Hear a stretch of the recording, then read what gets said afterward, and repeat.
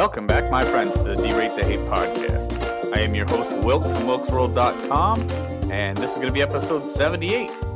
In this week's episode, I am joined by Fred Cook, a man who has a fascinating story, starting as a teenager, seeking identity, found hatred. Thankfully, that's not where the story ends, so you're going to have to stick around for that conversation. But first, we did not create the hate, but with your help, we can derate the hate. It's all about us as individuals. So what have you done today to make your life a better life? What have you done today to make the world a better place? It's really about bettering the world one attitude at a time, and that, again, is up to us as individuals.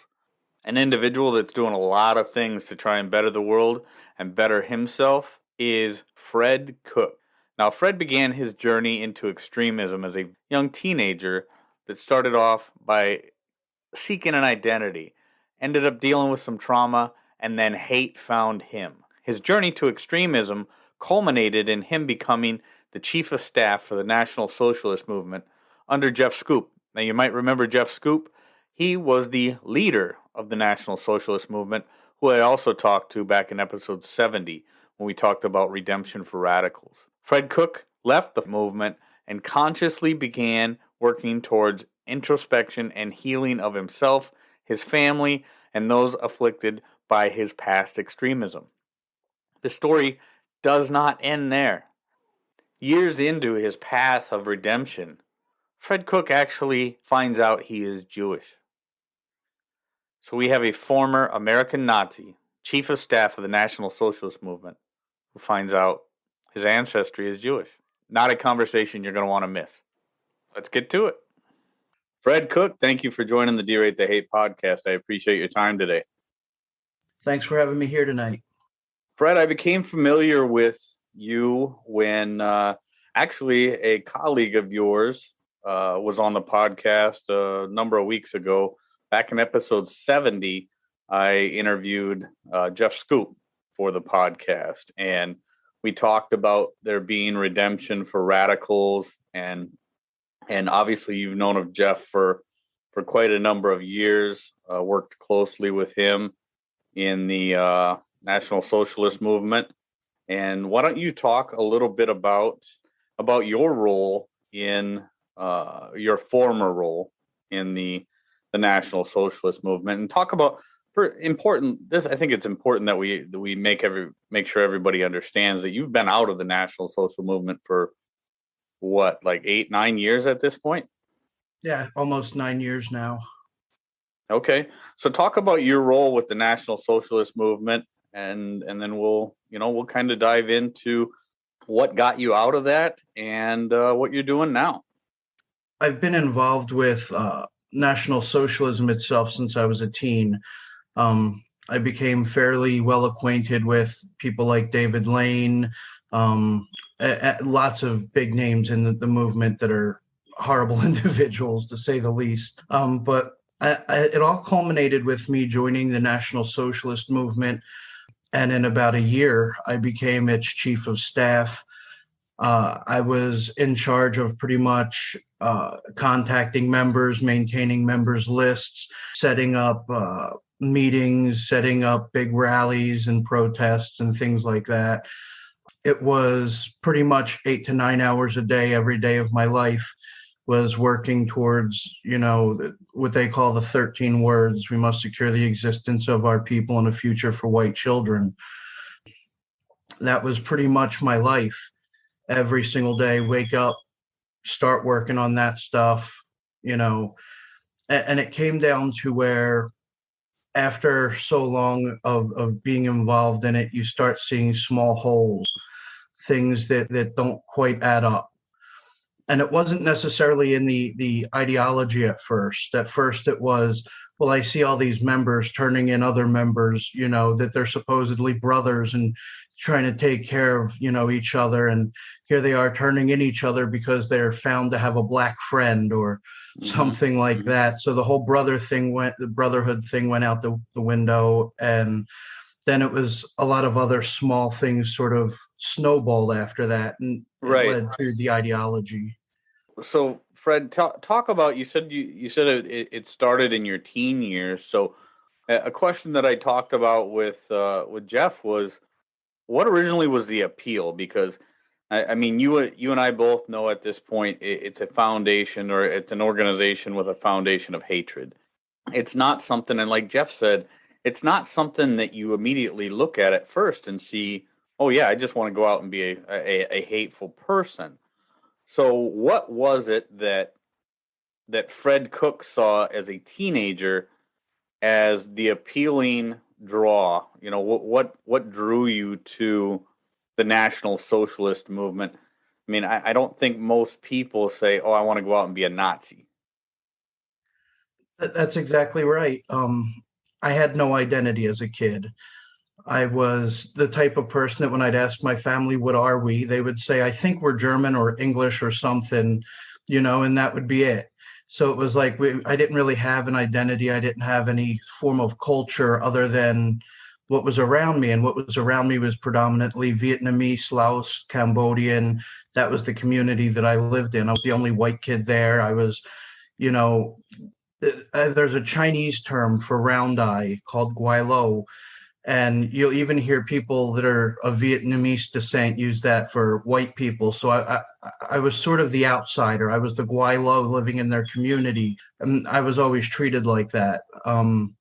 So I had no identity, and I was looking for a community to turn to. My family moved into an Irish neighborhood shortly after that. Well, they were like, you don't look Irish, you're not an Irish person, so you don't really fit in here, but you can live here, but you don't really fit in with the rest of us. And so it was like, okay, so I don't fit in here now either. And one of my friends that I did make when I was in junior high school, he was like, I have these friends that they might like you, that they don't care what you are as long as you're white. And I was like, oh great. And they turned out to be skinheads. And they came to me and they were like, hey, what's up, brother? If you're white, you're right. And shook my hands, took me to have fun with them, hanging out. I was skateboarding at the time, so I would skateboard with some of them. And that sort of became my everyday thing. That's who I fit in with. And that's sort of what gave me my identity. And it was like I felt like I finally found a place where I fit in. I finally found a place where I belong, regardless of me not knowing what I am racially. Mm-hmm, mm-hmm. And that's sort of what cannonballed me through everything. Okay, so I mean, I think any reasonable mind can kind of grasp how that started, and then how many years did that go on where you were hanging out with the skinheads, and then when did you? I mean, obviously, at some point, Fred, you started to see that it wasn't just a friendship between those and a belonging between those, but pretty soon you had to start to realize that in order to be part of that, you had to hate and castigate those that weren't like you guys, right? Right. Well, see, for me, it culminated in I was about 15 in high school, and I was already dating a girl that I met through my friends. And this black girl in high school said, hey, I kind of like you. I think you're cute. Can we go out? And I was like, I'm sorry, I'm already dating somebody.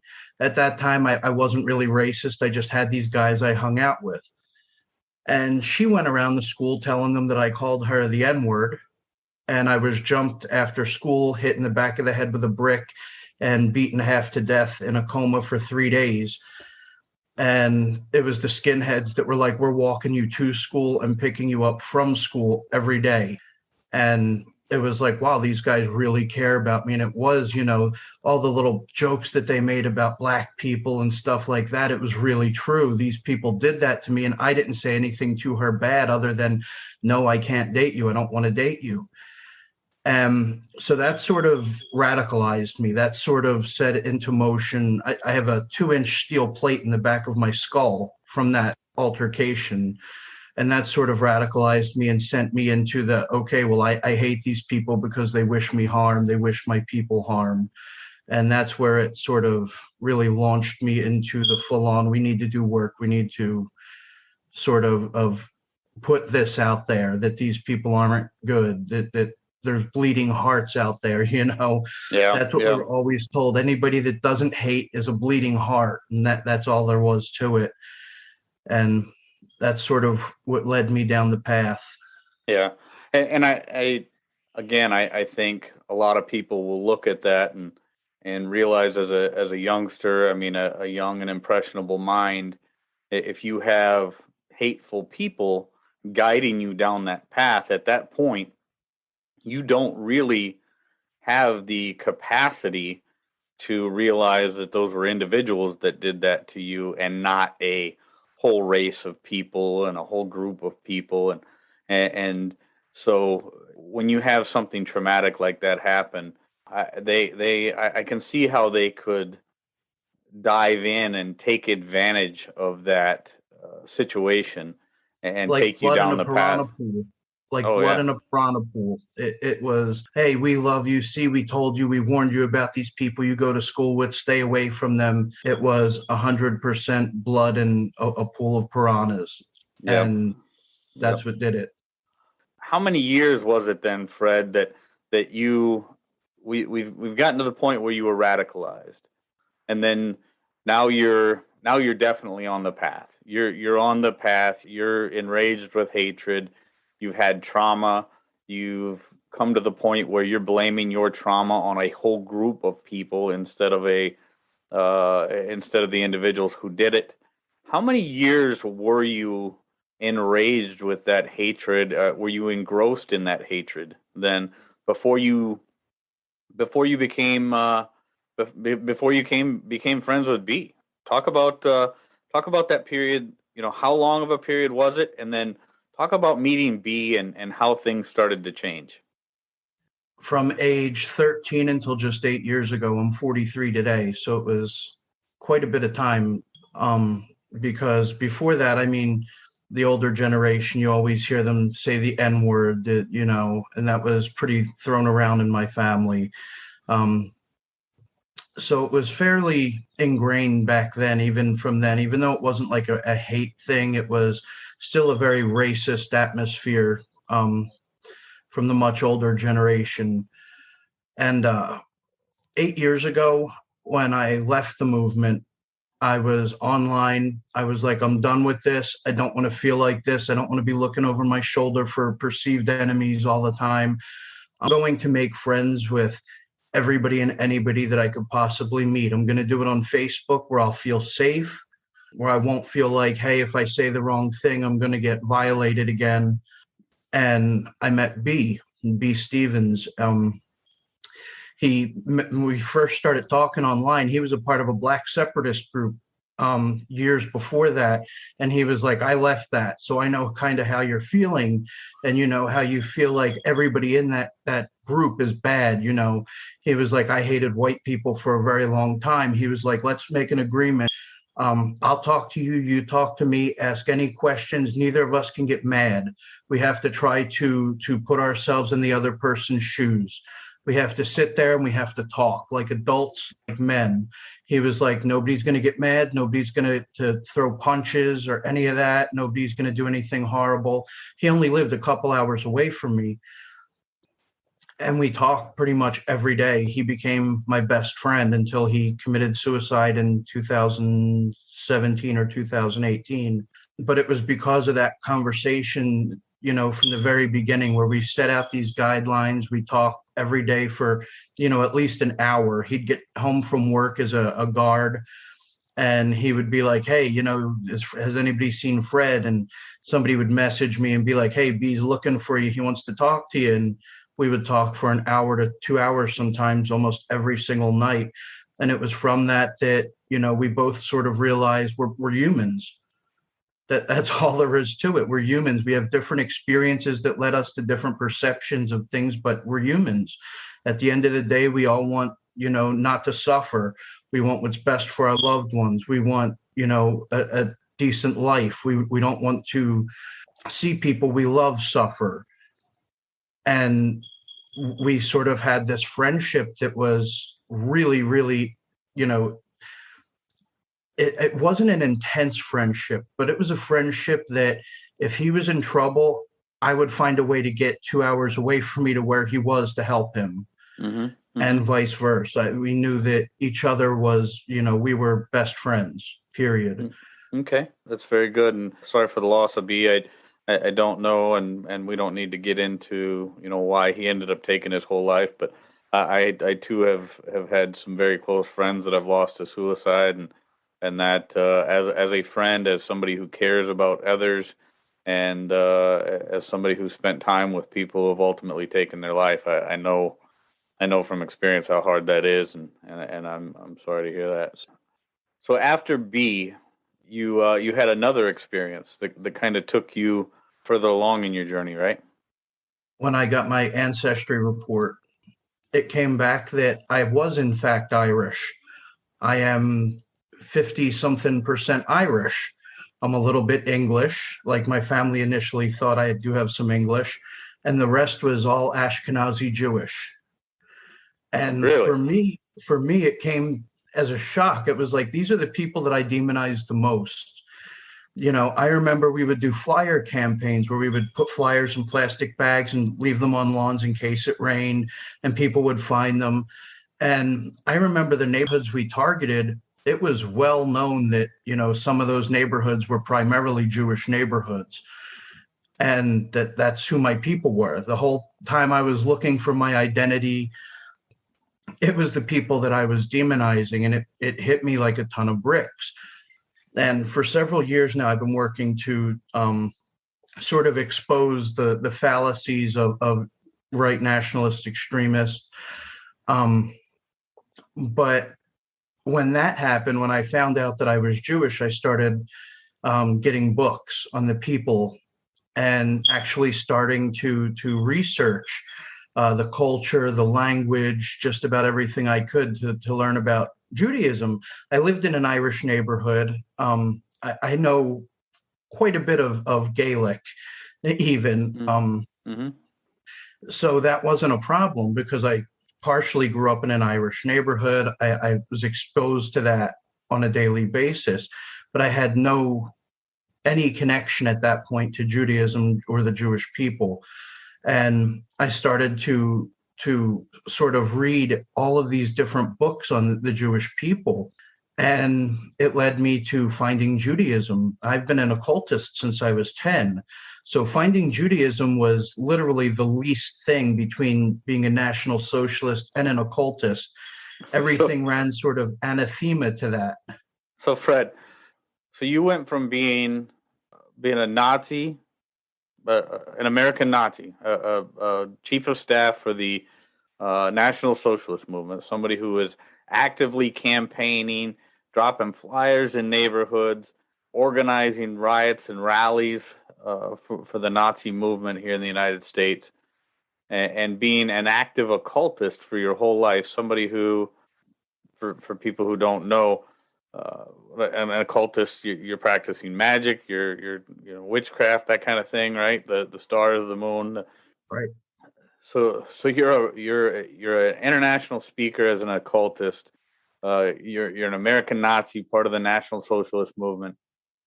You've turned that around, and now you've converted your whole family to Judaism. Is that correct? I mean, you guys are doing the full Monty with conversion, and the kids. How many kids do you have now, Fred? I have 4, 2 boys, 2 girls. You have 2 boys and 2 girls, and you guys are taking them through the converting to Judaism. Talk about how you feel now as a person of faith, moving into the tenets of Judaism, and how you feel now when you wake up in the morning, and how you feel now in your heart versus all those years, those 30 years you were practicing hatred, practicing. I mean, just. I wake up every day just thankful to be alive. I have ankylosing spondylitis, which has left me pretty much unable to walk. I still wake up with a smile on my face every morning, happy to be alive. I still wake up every day wanting to meet some new people. Every single day of my life. One of my best friends is a transgender woman.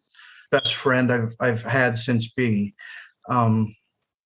I wake up every day just happy, just wanting to help people, wanting to get the information out of everything that I've been through and know, to help people to avoid the pitfalls that I did. Just wanting people to know that there's, regardless of where you are, how you feel, how alone you feel, don't let that lead you into something that is utter darkness, that's utter horror. My life was fighting constantly, and it was because of how I treated other people. It was a constant struggle every single day of my life back then. And now I wake up and it's like, what can I do to help somebody today? Are there homeless people around us we can get some food to? Is there, some cause that we can help, when it comes to, uh, single mothers, or, anti-extremism, whatever it is. If there's something I can do to help people, that's what I want to do. And I literally feel like every day of my life, from pretty much for the past several years now, I've been working not Antifa, don't get me wrong, but working countercurrent to everything white nationalist, national socialist. I've been working for years now on trying to get people to realize that everybody's human. And so every day that I wake up now, if there's something that I have to do, it's generally something that's for the benefit of humanity, not for the benefit of any race, not for the benefit of any person or any perceived enemy. I have no enemies. Today, everybody, I have no enemies. I mean, that's ridiculous to say, but it's freeing, because most of my life I felt like everyone was the enemy. Half of the white people, they're brainwashed by, ZOG, the Zionist occupational government. So half of the white people are my enemy. The black people were my enemy. The Jewish people were my enemy. Now I wake up and it's everybody's my brother and sister. It's 180 degrees different from everything that I had believed, everything that I had let myself be roped into. Well, it's an incredibly liberating feeling. I have to imagine. I spent a lot of my life very, very pissed off. A lot of animosity. I grew up. I grew up a very bullied person. Didn't have a whole lot of identity, but I kept on reinventing my identity throughout my life. Never in a hateful way.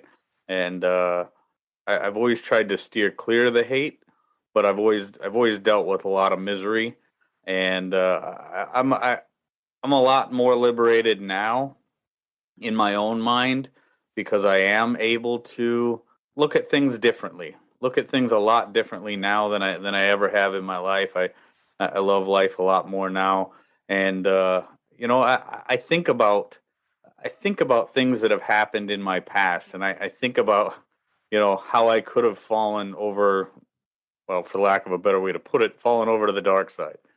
Like you did, or like Jeff, Scoop did, and I thank God Almighty that I never did.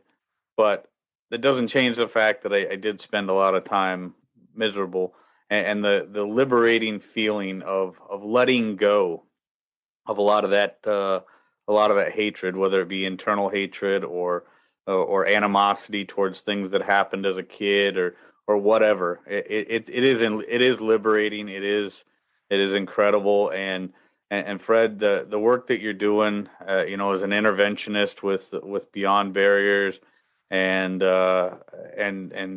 getting away from the movement and trying to help other people who are trying to de-radicalize. It's an incredibly important thing, and I don't think we can understate how important that is, or I don't think we can overstate how important that is for people like you that have been in the movement, that have been able to walk away and find ways to uh, live a better life, live a happier life, and help those that are trying to get out of that. What, Fred, would you say is the most important thing, whether it's a person who wants to de-radicalize or a person who knows somebody who is a radical? What is the most important thing that Fred Cook can tell the audience about or talk to somebody like that? What's the most important thing that we can do, or the listeners can do today, if they are that person, if they're the radical, or if they know somebody who's a radical? What's the most important thing Fred Cook wants to say to that person today? Regardless of any differences we have, and I mean we as in all of humanity, regardless of any of the differences any of us have, there's a whole lot more that we have in common. And I'm not going to say the cliche, we all bleed red, because animals bleed red too.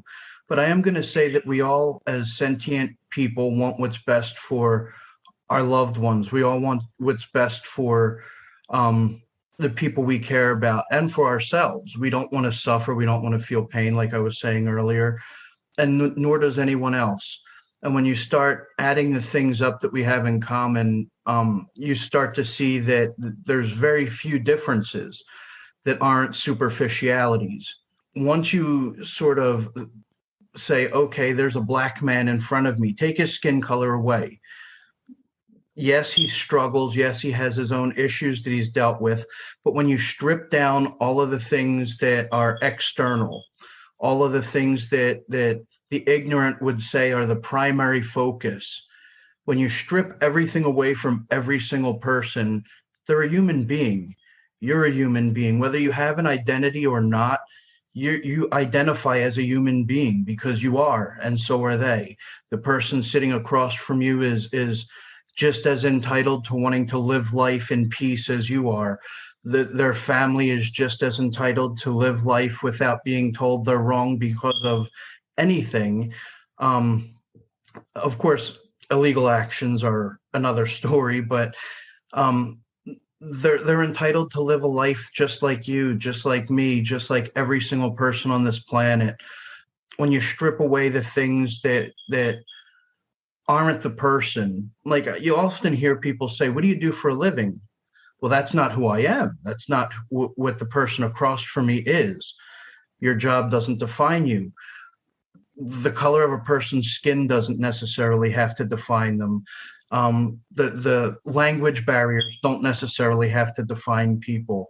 The way a person talks doesn't define that person. What defines that person is their innate ability to see the humanity in other people. When you dehumanize a person and you hate that person, you are in effect taking that humanity and making that the demon, making that the root cause of what's wrong. And it's like looking in a mirror and hating the person you see in front of you.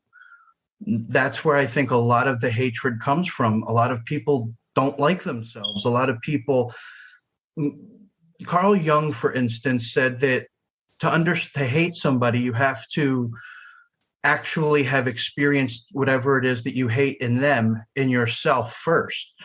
It's like if you have toast and, there's toast across from you and you could say, I don't want this toast, I don't like it, because you've had to have had it, the experience with it for yourself first and foremost. So I think a lot of it is self-loathing. A lot of it comes from demonizing people based on superficiality so that you have a scapegoat.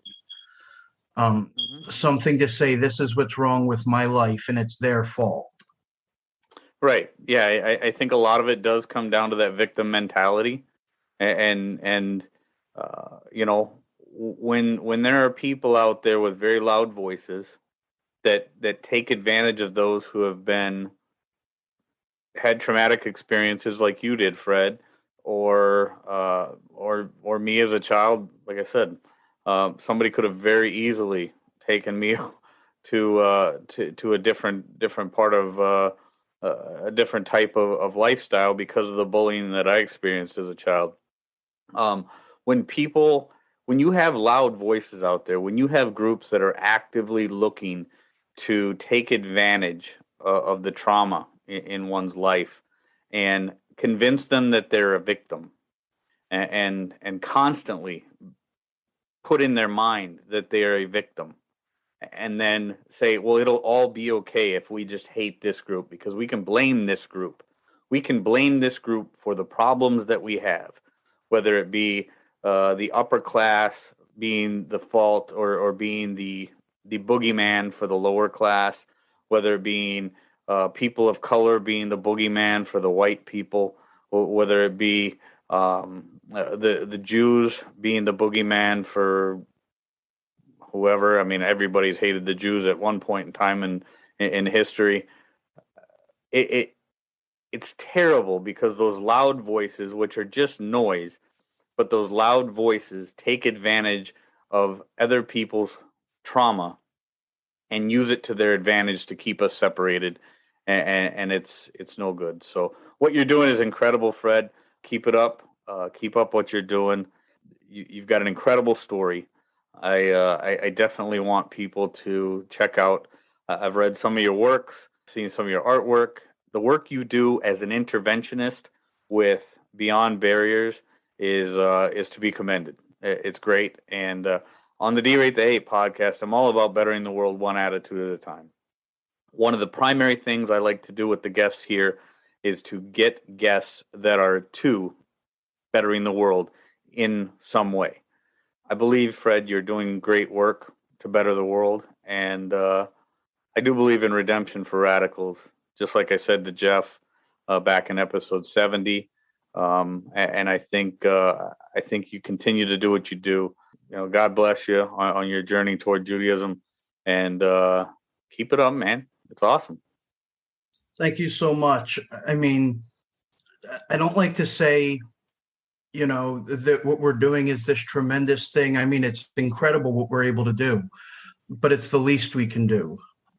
It's literally the least we can do. I'm going to work towards trying to redeem myself probably for the next 40 years, God willing, me living that long, but I'm going to be working that long just towards redeeming myself. So, well, keep it up, and I hope the Derate the Hate listeners will find value in our conversation today. Again, you've got an incredible story, and I'm glad you came to share it on the Derate the Hate podcast. Excellent. Thanks for having me. Friends, it's stories like this that I think we really need to listen to it again, share it with your friends, because, hate finds people. Hate looks for opportunity, just like anything else. Hate looks for opportunity. Fred Cook was somebody as a young man who was seeking an identity.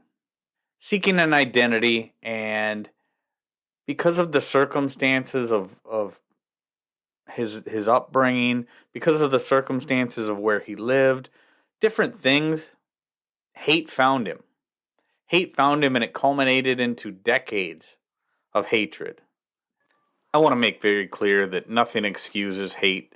Nothing excuses the actions and the poisonous and disgusting ideology behind the National Socialist movement. Nothing. Thankfully, he was able to find his way out of that movement.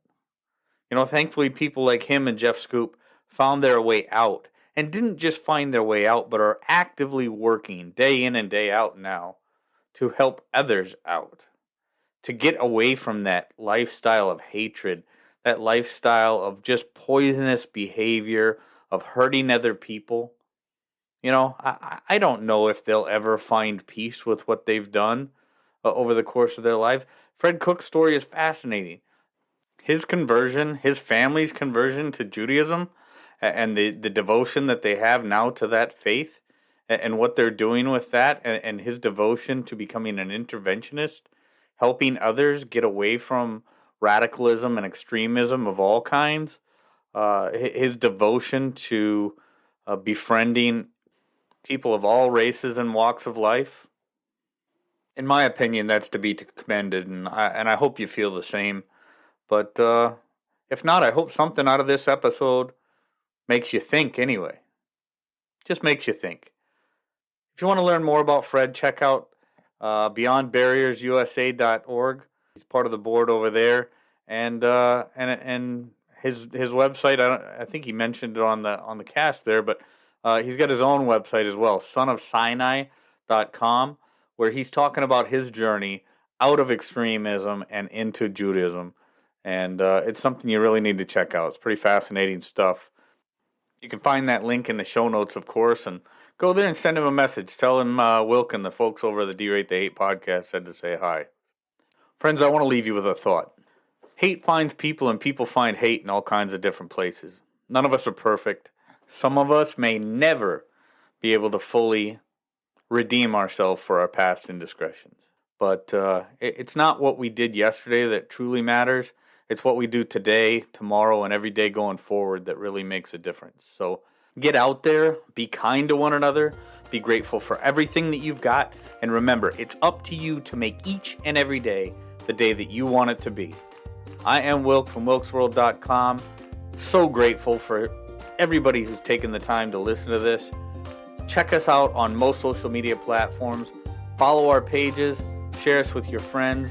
Leave us a little feedback wherever you get your podcasts. And with that, I'm going to back on out of here. We'll catch you next week. Take care.